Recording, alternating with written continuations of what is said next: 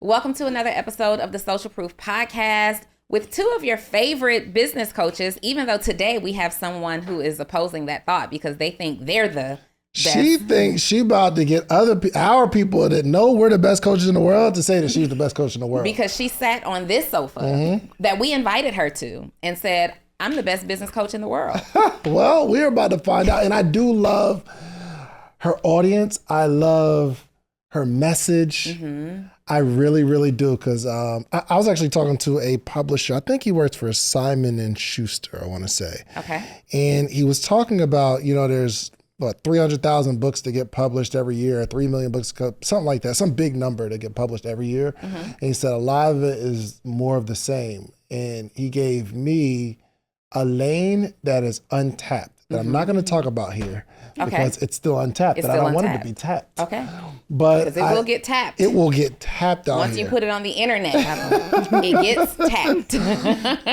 And as we were talking to our guest today, I think she has something really, really special. So I do too. Let's go ahead and welcome her. Let's do it. Chanda, how are you? I'm well. Thank you guys for having me. It's a pleasure to be here. It is a pleasure to have you. For sure. Yeah. Tell us a little bit about what you do. So I help new and aspiring entrepreneurs over 40 create sustainable businesses that are scalable. What does that mean exactly? That means that I take people who are my age, 50 plus club, hey y'all, and I bring them under my tutelage. And a lot of times that can look like they don't know exactly what they want to do. So I help them get clear, but I also help them deal with some mindset shifts because, once we get beat up, a bit through life, we can have some challenges. And so I help them overcome those challenges, but also give them a plan of action, help them be accountable so that they can execute and they can actually obtain that goal. Here's my thing. So from my perspective, this is just me. I've learned so much in my teens and 20s and 30s and now 40s that I feel like I'm better prepared and I have more answers because I've lived longer, right? But that's my perspective, right? But I'm imagining you're coming across people who have a different perspective. Maybe they've been beat up over these years and they just don't know what to do. Right? Is that why you're attacking this audience? That is absolutely true. So for older women that are over 40 who have supported their spouses and they have raised their children and they've poured everything out to corporate or the military or whatever their career option was. Yeah, you got specific. I know that's triggering somebody right now. Girl, you talking to me. But when you get on the other side of raising the kids and supporting the husband and achieving all those goals, it's like, okay, what's left for me? Right? And I know y'all all look like I'm 50, but when you get to that point, it's like, okay, what now? Right? What now? And so a lot of them do feel like imposters. One of the challenges I have in this space, to be very transparent, is stepping into social media. In corporate, I didn't need that. Right? And so a lot of my clients, one of the things they also challenged was, okay, what is my self-image? What do I have to bring to the table?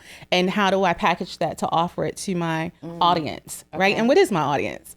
And so I just really help them hone in on all of those things, help them understand that it's okay to show up authentically as yourself, that you do have a lot to offer, and I'm here for it. Chanda, it's okay to show up as authentically as yourself. You have a lot to offer, and we need to see that on social media. I like what you did there. I like what you did there. So talk to me about this detachment or this fear that you have with social media. You have a great audience that you need to target. They are definitely on social media, right? And I think you're speaking directly to an audience of women that know, like, hey, she's talking to me. What's your fear, or what's the disconnect for you with social? I think, when we were growing up back in the day, we were always taught what happens in our house stays in our house. Don't put my business out in the street. Like, that was the mindset I know in our household, right? And so then we grew up back when there was rotary phones and before cable TV, and the TV went off. Everything was very closed and sheltered. And then we are basically being pushed into this new era where everything is open up, right? So I literally tell my adult children, when we're doing family time, turn it off, put the phones down, unplug. Right. And so now stepping into this space, it's like everybody wants to see, who are you? What are you doing? What are you wearing? What are you cooking? What are you eating? Like, how are you living your life? And my 31-year-old, she tells me that all the time, like, Mom, you need to show people how you're living. Like, people are faking it, Mom, and you're really doing the thing. And I'm like, girl, ain't nobody got time for that. But to show up, it's like my hair has to be perfect and the makeup has to be perfect and the outfit has to be perfect. And, you know, all these things to just show up instead of just showing up and saying, here I am, this is my message and this is how I can help you. But you know what? It's a lot easier said than done, though. No, I agree. You know what I mean? So, okay, so I'm married and me and my wife might have an agreement. I know I should just go hug her and say, you know what? None of that stuff matters. I know that logically. I can't. The execution. I can't get it out, but I can't fix my lips to say it, right?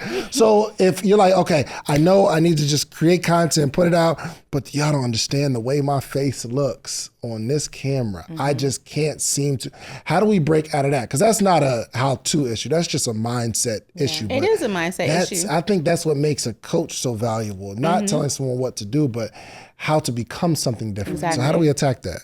You attack that by giving them tools. So my clients come to me and they do a 50-question survey, and then we discuss it. And then we talk about the things that I see in the survey that make them think about, one, their business, but also themselves and their challenges. And I say, okay, well, I'm going to give you some tools. And it's like, here's some affirmations that you can journal. Okay. Here are some books that you can read. Here's some work that you can do. And when we meet again, I'll say, hey, how is that going for you? You know, have you dealt with those challenges? You know, what did you think about those books? So the people that actually do the work, I see great results. And I can tell those that are doing the work versus those who are not. One of the things I always tell my clients is that you have to make your goals non-negotiable. Nobody's going to do it for you. I can give you an amazing plan of action that hits everything perfectly for you to do exactly what you say you want to do. But if you don't put action behind it, it's not going to work. And if you don't change your mindset, it's not going to work. What are some of the biggest challenges you see in this audience that you're working with? Definitely the maternal guilt. Being able to step away. Maternal guilt is when mothers feel bad for doing things for themselves when they have children. But in this case, it's adult children. Hold on real quick. Pause that. That's the real You dealt thing. that? I did. Yeah. Specifically in, not so much in the business space, because Deja was very much a part of everything that I did. It was easy for me to bring her with me, right? I mean, then I worked in the windows where she may have been with her father.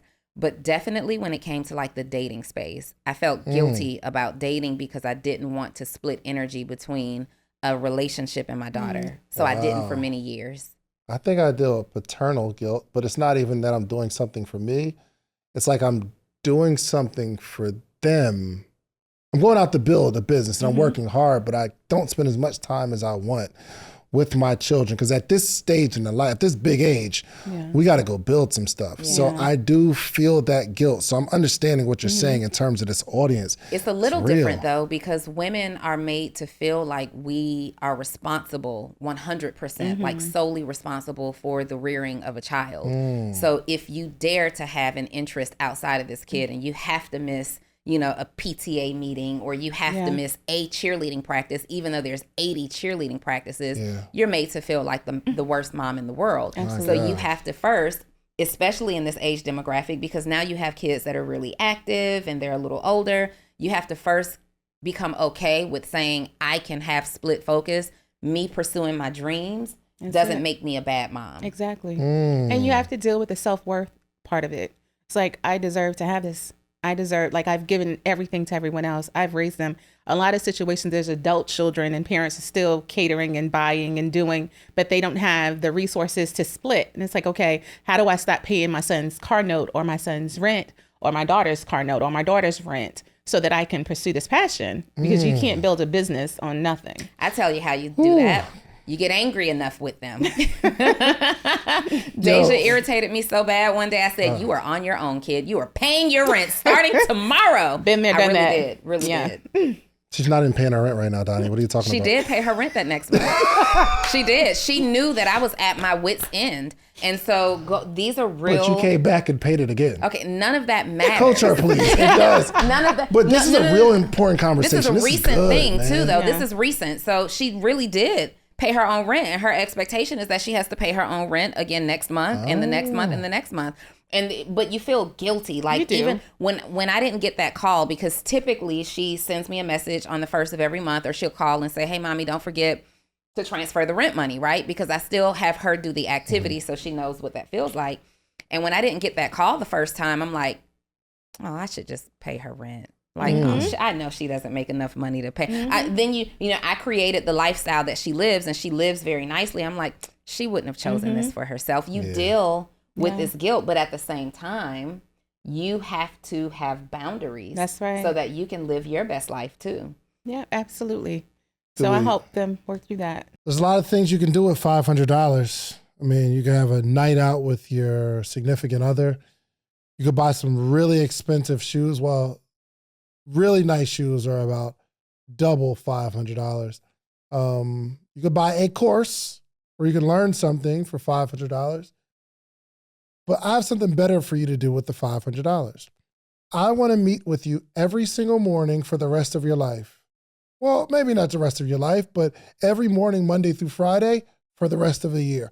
I have information and game that have allowed me to build a successful business, a successful community, and a successful life all the way around.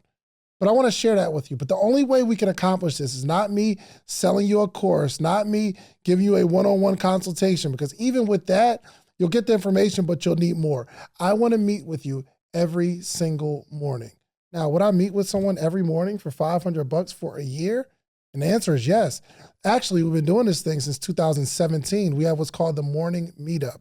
Every single month, we have a theme, whether it's social media, whether it's motivation, whether it's strategy, whatever it is, we have a theme for the month. And every morning in that month, we have a conversation around that topic. And I am giving a wealth of knowledge, not only myself, but a lot of friends, a lot of people that you see on this podcast, they join every single week. So you need a community of people that you can grow with, and you need a coach. I'm your coach. The Morning Meetup is your community. Go to themorningmeetup.com. It's $499, and I will meet you every single morning for an entire year. Give it a shot. Do we pave the way for the child, or do we prepare the child for the way? Like, we can. One is we are okay. We want to make sure our kids' rent's taken care of, and I guess it's kind of triggering now too for me as you're saying it, because I'm like, dang, when Corey goes to college or when she lives on her own, we're going to take care of it. But when does that stop? Yeah. You know what I mean? Mm-hmm. And am I doing more harm than good? One of the best things, my mom, best and worst things. So my mom, when I went out to college, she told me she was going to give me, I think it was like $200 a month. And I was super excited about that. She said, just focus on your books, $200 a month. The first month got to $200. It just... The next month was like $120. You know what I mean? It was just wild. But then I figured out, like maybe in her mind, she was dealing with that guilt, but she just didn't have it. Mm-hmm. But I made it work. So in the same way, like days you're like, man, maybe I should just pay. I know she doesn't make enough money, but that might be the thing that says in her, I need to go get it. You know what I also learned though in that process, because it's actually been 2 months now that she's paid her own rent. Okay. And her rent is significantly high. Like many adults our age can't pay this rent. I realized that I've prepared her for the process and I've paved the way. Mm-hmm. So I paved the way for as long as I felt it necessary to pave a way. And I'll continue. My life will always be a model of what paving the way looks like for my daughter, right? Absolutely. But I also prepared her in the process. It wasn't necessarily silver spoon. She wasn't just getting her rent paid and living like freeloading. Deja was working. She had responsibility. She does things. But what I realized is that she actually does have the money. She has the bread. She actually has a little bread. And that's when I realized, like, wow, I've really paved the way, because at her age, if my mom had told me that, I think it was literally like a week, it made me so mad. She made me so mad. And it made me, what happened between us made me feel so unappreciated. Like I just felt so unappreciated. And you can relate? Absolutely. Yeah. I felt so unappreciated. And I just said, you know what? I pay this, I pay this, I pay this, I pay this. When rent comes around on the 1st, it's on you. And she responded and she's like, I don't think you gave me enough notice. You know, how you can't just put it on me. I said, figure it out. And guess what she did? She figured it out. And I knew that she would, because I have prepared her for the journey. You know how to manage your credit. You know how to make money. Like, she works in my company. She makes money. She has a part-time job. Also, she makes money. But the most important thing is she's a good steward of her money. Yeah. When I realized she could pay this amount in rent, I kind of peeked in the account. I can see it. I just never logged in. And I said, oh, she got money. She has money. And it made me really proud, even though I had to implement a boundary that I probably needed to enforce, because my rule for her was that she had to stay at home until she either made six figures or became engaged to be married, right? She had a consistent career path that paid her at least six figures, or was engaged to be married, and they had a plan to live life. And when my daughter came home from college, when she went into college, I was in a relationship that was really serious, and it was supposed to be leading to marriage. But during that time, in her last year of college, that relationship ended. So the dynamics were different, and I wasn't. You probably have moms who deal with this. I wasn't prepared for her to come back into my home as a single woman, because yes, I'm still your mom. I will always be your mom. But we live in an apartment. If we lived in a house in different levels, it would be different. But I need to date. Like, I desire to be married. And I felt like, because of mom guilt, I didn't date for so many years because of you. I didn't date marriage focused because I wanted my daughter to know that she always came first. And when she came home from college, Shans, it was like, no, this is my time. So because I choose to live in a condo and we don't have that separate space, like, I started running all the scenarios. Well, what if I want to have company? My daughter likes to walk around the house, and these kids walk around in the little shorts and all the things. I don't want to put her in a situation where she feels uncomfortable because I'm like, hey, I'm having company. Put on some sweatpants, right? And my daughter is beautiful. We're literally at the age where you could date me or her, right? The way y'all boys are behaving, exactly. You could date me or her, right? So I wanted her to feel comfortable. So that's when I just got the condo 2 doors down the hall. For me, it provided the security of feeling like she was still in the home. That's why I agreed to pay for it, because if I wouldn't have made her pay rent in my home. Right. But I'm also, now what I'm focused on is helping her create her own 6-figure opportunity. Absolutely. Moral of the story, Donnie want company. Donnie want company. And you know what's so crazy? Donnie don't have company. I could have been saving that little bread. But if you wanted to have some company, but if I wanted to have some company, right. You know what I mean? Exactly. I could. And these are things that you deal with. And to that point, like, I know moms, I've coached women. I don't focus on women who are over 40, but I know moms whose kids have gone off to college and they are finally finding their groove and they want to start their little business, and they turn the kids' room into their office. Oh, yeah. And now the kid has graduated and it's like, well, what do we do? What do we do? Absolutely. Yeah, you hear it all. You do hear it all. Yeah. And it's heartbreaking to hear the goals and to hear the dreams, but then they don't have the tenacity, or they don't persevere, or they're not willing to do the work to push past it. And do they ever feel too old? Like, I've let my whole life pass me by. I just feel like it's too late. Yeah, some of them are like that. Some are like, well, I want it to be a business, but I want to be realistic, is what I hear. They're afraid to dream. Yeah. Right. And so that's one of the questions. If time or money is not an issue, what does that look like? And I tell them, like, I can help you build like something huge, but I need to know what it looks like for you, because this is not my dream. This is yours. Why are they afraid to dream, though? Why are they afraid? Because, like she said, they feel like they've lost too much time. They feel like, there's nothing left. They feel like they're too old. And so they're just going to do this little hobby. They want to do it big, but I don't have time for that. Or I'm not able. I'm not capable. I just have all these things. And it's like, but aren't you worth it?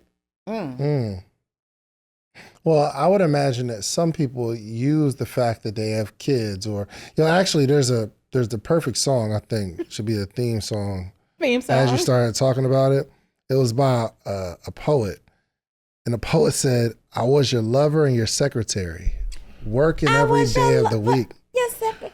Was at the job when no one else was there, helping you get on your feet." You know the song. 11 I was your lover and your secretary. No. There's a poet. 11 years of sacrifice, and you can leave me at the drop of a dime. So this is, I want to paint a picture of a young lady, a woman, mom, built a family, kids, husband, and eventually it doesn't work out. And you've given your life to this family, to this man, to this idea that you had of a family. Right. And now it's time for me to like really put my own skills into play. But one, I feel like I don't have any. Two, I've been using the fact that I've been taking care of this family as an excuse to not do it. And now that I have the time to do it, now I got to come up with another excuse. I'm just trying to see how you have a conversation with these people. I'm very blunt. And so first things first, I'm going to start asking them questions. Outside of what it looks like, I'm going to say, well, do you want it or you don't want it? Like, you can tell me what you want. I'm going to help you get it, but you got to put the work in. Yeah. So where are we in that? When we meet again, I'm going to say, where are we? Did you do anything? Yeah. Have you executed anything? And there's like, oh, I had the kids. Oh, I had to do this. And I'm here to help you win. And if you're not willing to do the work, I can't help you win. So what are you going to do about that? Yeah. What I found works with me when I hear that all the time, it's not so much that these women are using this as an excuse. It's not that I'm a mom and so that's my excuse. It's their identity. And that's what they believe their identity to be. If someone said, no, stop calling yourself David. You're bigger than David. David is just the name that your parents gave you, but you are a God. You are you'd have a hard time saying, hey, my name is a God, right? Yeah. Like you couldn't shift into that mindset. This is an identity. They're not Donnie, the businesswoman, or Donnie, the little girl who had these dreams. When you hear women especially introduce themselves, listen to it on a panel next time, right? My name is Donnie Wiggins. I am a mom of 4. I'm a husband. I'm a wife. I'm this, that, and the other. And I run a little business. And to your point, I had a client who did that. She listed on one of the questions in the discovery survey, she listed out everything. I am all these things, but nowhere in that was a business owner. And I pointed it out to her. I said, I just have a little question for you right here. I said, I noticed you went down the line of all your accolades and who you are to all these people. I said, but I don't see where you said you're a business owner. She's like, oh my God, I didn't even realize. And I said, but you got to see that for yourself first. And I think that goes, because she was trying to portray, I'm this confident person. I don't have any issues. I don't have any blocks. I don't need help in that way. I just need you to help me establish my company. I'm good. Yeah. But when we got to that, she's like, oh my God, I didn't even see that. I can't believe And I was like, well, I think that goes to like self-worth issues. I said, honestly, if you get down to the basis of it, why do you not see yourself in that way? Why is it okay for you to be all of these things, but not a business owner? Man, I think that's super important as a coach to be able to identify that stuff, because everybody wants to know the how-tos, but you have to be skilled enough to know that this is an identity issue. Being able to see how someone sees themselves. If you don't see yourself as the thing, I don't care what you say out of your mouth. Exactly. You're not going to have it. You're not going to do what it takes, right? Exactly. So, but I really want to know in terms of like your study of these people, this audience, what is the fix for the identity issues? The fix for the identity issues is consistency, it's accountability, it's community, and it's staying engaged. Community, I like that. Most people will not do this on their own. And that's the benefit of tapping in with a coach or a community and being consistent. And so that's the part that they have to do. They have to show up. Like, I can be there, but if you don't shut up to come sit down and have the conversation, then what's the point, right? Yeah. And so I always stress that to them. Community, community, community. You'll find partners in community, network, ideas, energy, motivation. A lot of them complain about not having the motivation or the support outside of it. I'm like, you need to get in a good community, right? So if you're not in my community, get in a good community. Do you find a challenge with older men joining your community or trusting you as a coach? Because especially if you've been who you are your whole life, you've been this man, right? And sometimes it's hard to be vulnerable to say, man, I haven't accomplished the way I want to accomplish, and it's hard for me even coming to a woman, much less an attractive woman, saying, I need some help. Have you had any reservation with that at all? A little bit, because men do have egos, right? Men typically come in and be like, I don't need all the emotional stuff. You just need to show me how to execute. Clear sign. You need the emotional stuff. But do you work with men? I thought you only worked with women. So if a man wants to work with me, I will work with them, and I have worked with men. Typically with the men, they'll bring in their wife or their spouse, and I'll work with them as a couple. And then it works pretty good, pretty seamless. And because she does all the pushing and the motivating, and he just like, okay, baby, yeah, we're going to do this kind of thing. And so it works in tandem. I haven't worked with a lot of single men to that point that has challenges. Yeah. So I think it's really important to have a boundary there, though. You either work with women or you work with both. Okay. Because if you're creating this community, this space that feels safe for women to finally self-identify and see themselves as a woman, not as a spouse, not as a partner, that man coming into the group can trigger certain parts of them where they have to shrink just a little bit more and just be a mom, just be a wife, make sure I'm not too vocal, make sure I don't express enough emotion or too much emotion. Like, it's just, it depends on your messaging and how you're packaging that up. But I would give some thought into either cold turkey, cutting it off, just women, because that's what I've known of you so far. Up until I didn't even know that you would even entertain a man. So it's either we're here or we're for everybody. Okay.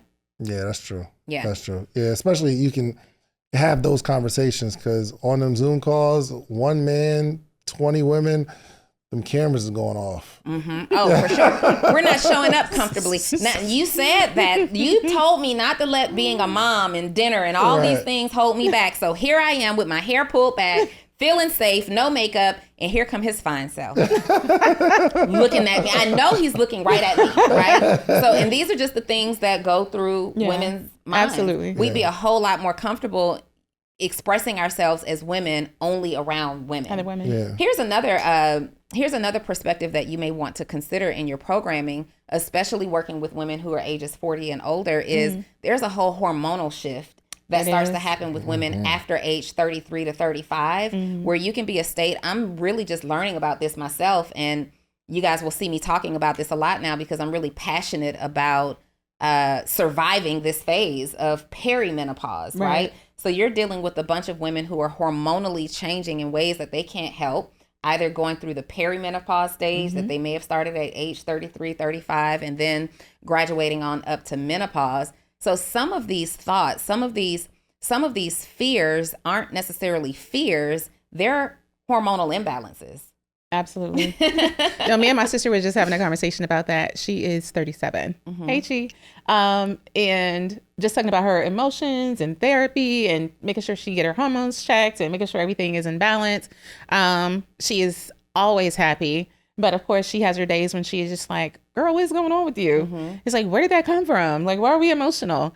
But yeah, definitely, absolutely pointing that out as we go along because we deal with a lot. Yeah. But even you experiencing the up and down, the hot and cold of these women, like, how do you prepare? Like, okay, she must be in her luteal phase or whatever that Y'all got a luteal phase. Listen, first of all, I just heard of the term perimenopause for the first time in my life 2 years ago. Perimenopause. This is the premenopausal stage that women are typically in it for about 10 years. You can start it at about age 33 to 35. And it's like your body preparing for menopause. But then just a couple of months ago, when I thought I was having a nervous breakdown and dying and all the things, I realized that women are constantly in a hormonal cycle. So it's not just our menstrual cycle. We have the premenstrual cycle. We have the ovulation cycle. You have the luteal stage. There's 4 major hormonal shifts that you go through. So every week there's something different. I'm familiar with the luteal stage, bro. For sure. Luteal. I was having a conversation Fellas, type luteal. Luteal. If you are very familiar with the luteal stage, I'm not saying my wife is. What I actually want you to type in, and I would even make this a part of research, and this would be a great selling point for you. Type in the 4 hormonal stages of women. And you'll be surprised. Why aren't we taught this in school? Like why am I 46 years old learning about my body, right? And what's causing this? I think more women would be apt to pursue their dreams if they understood that what they're feeling isn't really guilt. What they're feeling isn't really fear. It's hormonal. So there's a time frame of the month that would probably be better for us to introduce new ideas. It really works this way. Like there's a chart that says in this phase, in this 7 days, don't try to take on any new ideas. You're opposed to creativity. You're not doing this. Wow. But then in this phase, this is where you want to be creative. This is where you want to be super productive. So even though we have to function every day of the month, there are just certain stages, and you may want to create your program, like having them think about, because you're dealing with the thrust of this age group. We're constantly in a hormonal change. So I believe that more women would pursue their dreams, but I also believe that more relationships would be successful if we knew how to prepare for these cycles. Wow. I love that. Yeah, because men just think that we're bipolar and crazy.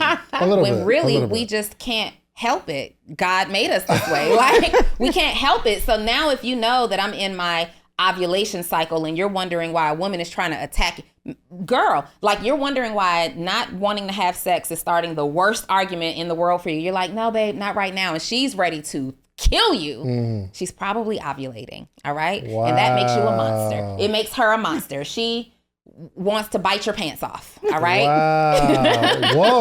That was That was real. You can think about that was real. Why is not when you don't want to have sex? I don't make a big deal out of it, but when she is initiating sex, do your best to take it because she's probably ovulating, and it's when you get older, it gets worse. Like I be feeling.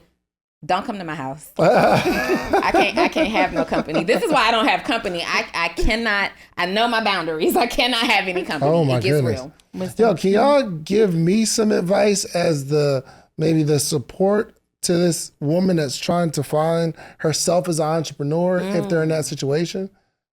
Absolutely. I think communication, listening, and then supporting as you can. So if she's stepping outside of her role as a mom, supporting her in those ways that she has to pull away and letting her know that it's okay, babe, you deserve it. I got it. I'll take care of it.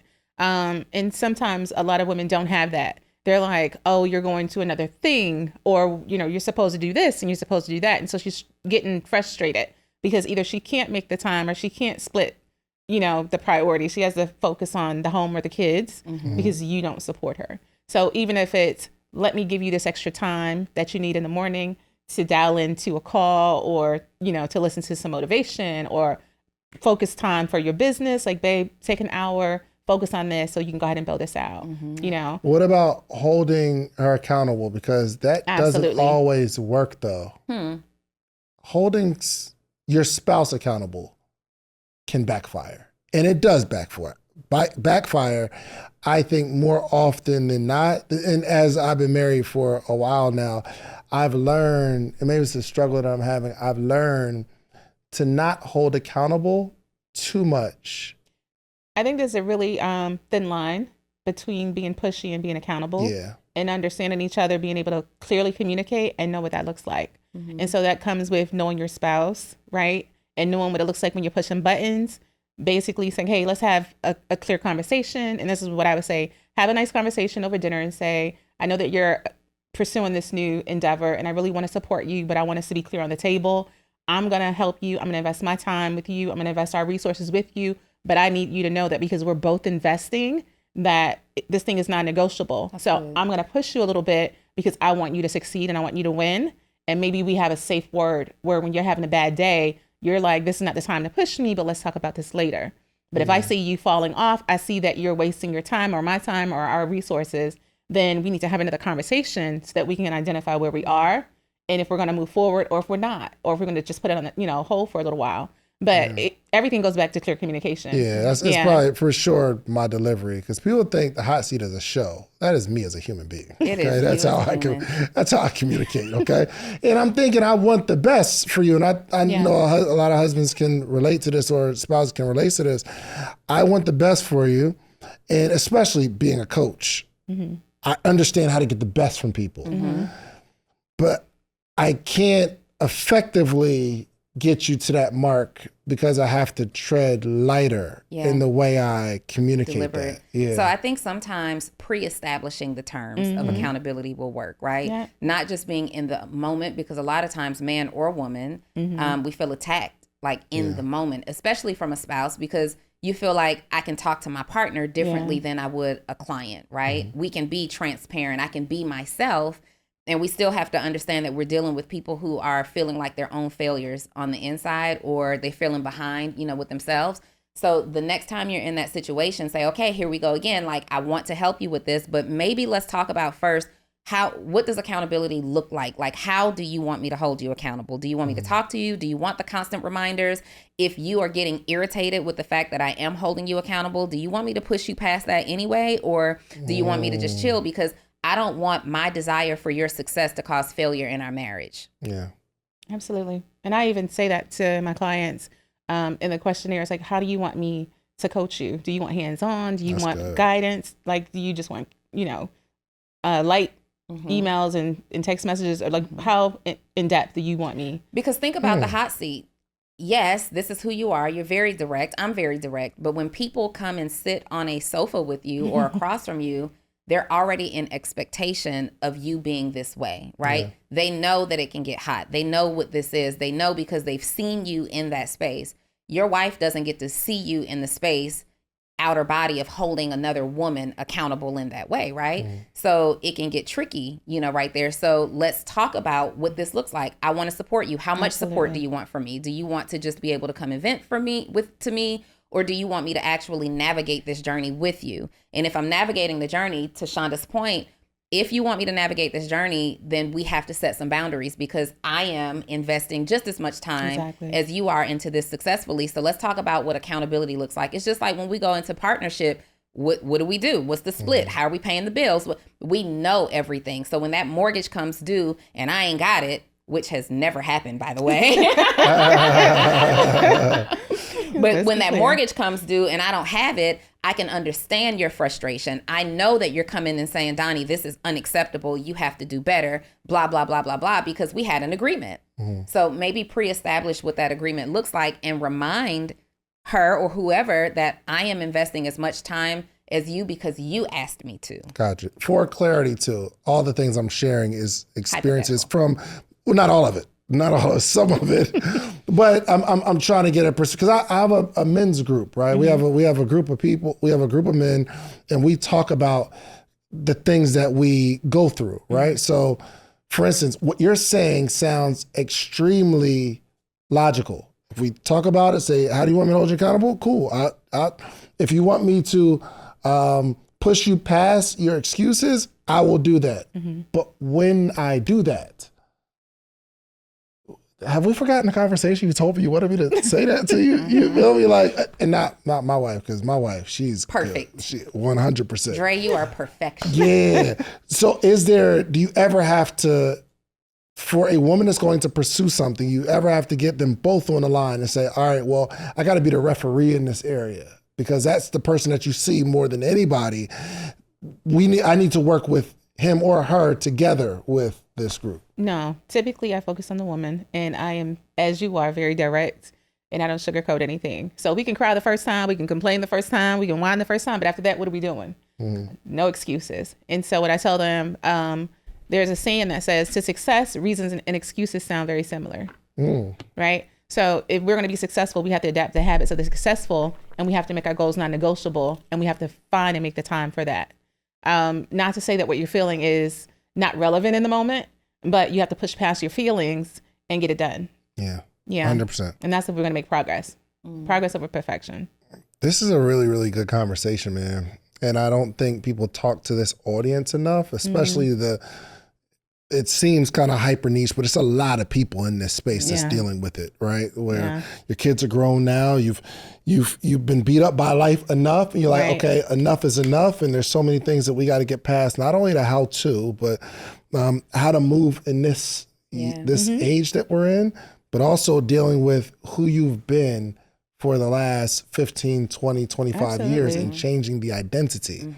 I think that's probably going to be the biggest struggle. That is for sure. And there's an element of feeling forgotten about, right? Like imagine you've been working a 9 to 5, or you've been a stay-at-home dad all these years up until this point. And now you're like, I'm going to go out and I'm going to start this business. But there's a whole new world. Business isn't door to door anymore. We're not driving to places to apply for or pick up clients. And now there's this whole new world of social media. And AI. There's AI. There's social media. There's automations. There's autoresponders to DMs. Like, imagine the intimidation that these women feel, because they feel so behind the 8 ball when it comes to leveraging technology and how businesses is being dealt with today. So not only are you overcoming an identity crisis, many of these women are also overcoming an information gap.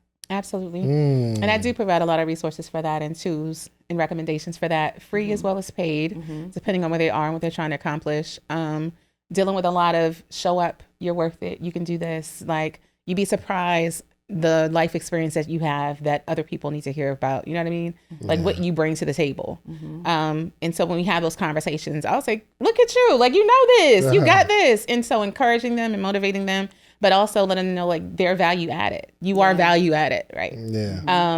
And so you got to show up, but people don't know that. I'm like, what good is it to be the best and then be the best kept secret? What does success look like for you, Chanda, in the next 3 years? 3 years.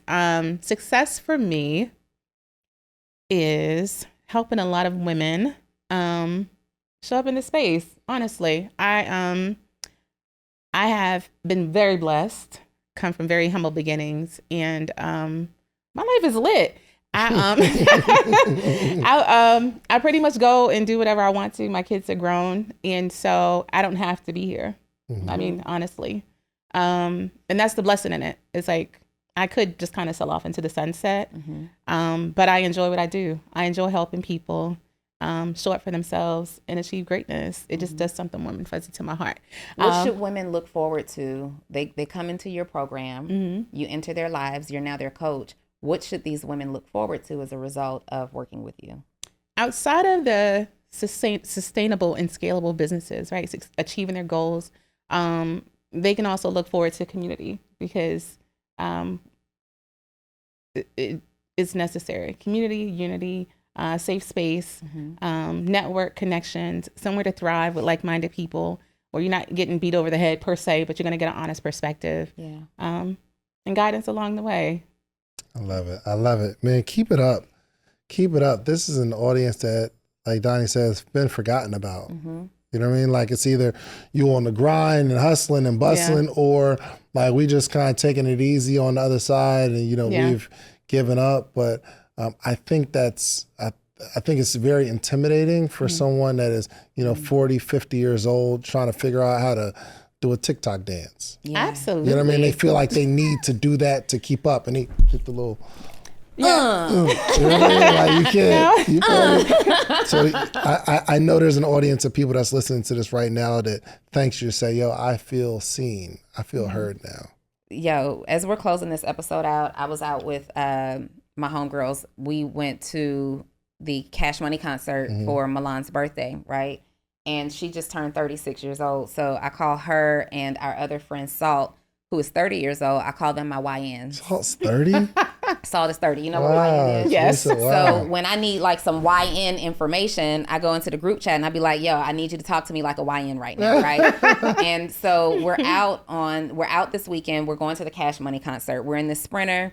And there's, it's me, it's Milan, it's Salt, it's her sister, Nunu, it's Precious, it's China, and we're all different ages, right? And so we're on this Sprinter and we're listening to the music. We got the music blasting, and China goes, and I'm 46 for reference. China was like, oh, we got to do the TikTok dance. And I said, what's the TikTok dance? She's like, the one where you be like. I said, girl.